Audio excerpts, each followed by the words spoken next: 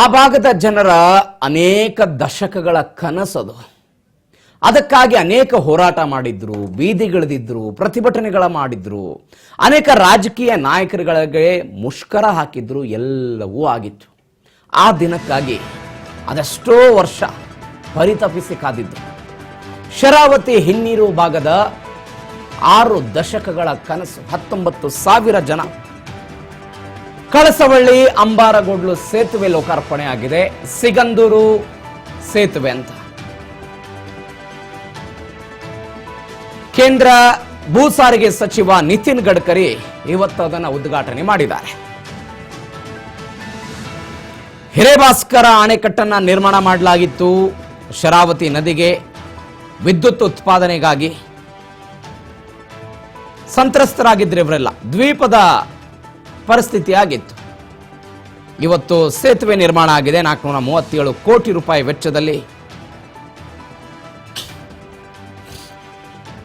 ಅದರ ಉದ್ಘಾಟನೆಯನ್ನ ಇವತ್ತು ಕೇಂದ್ರ ಭೂ ಸಾರಿಗೆ ಸಚಿವ ನಿತಿನ್ ಗಡ್ಕರಿ ಉದ್ಘಾಟನೆ ಮಾಡಿದ್ದಾರೆ. ಆ ಮುಖಾಂತರ ದಶಕಗಳ ಕನಸು ನನಸಾಗಿದೆ. ದೇಶದ 2ನೇ ಅತಿ ಉದ್ದದ cable stay bridge ಅಂತಿದು.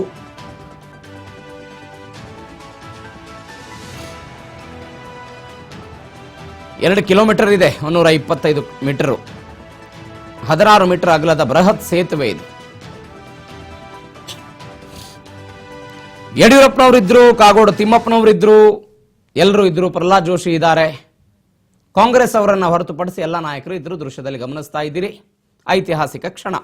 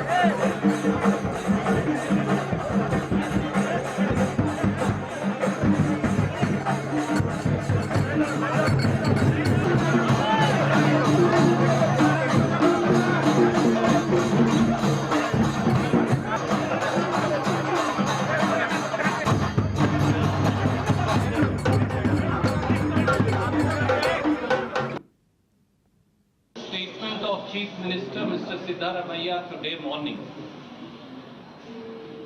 In Shimoga,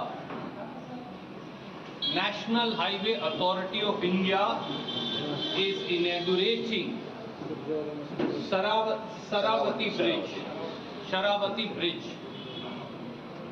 This is an important project that is being built on toll basis by Modi government.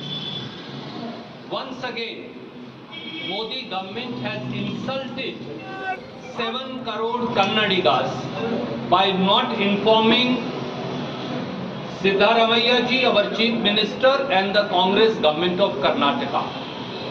This is not an affront or insult to Mr. Siddaramaiah.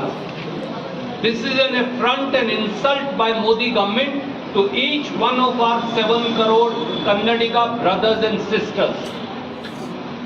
BJP and Modi government has become habitual offenders when it comes to insulting people of Karnataka.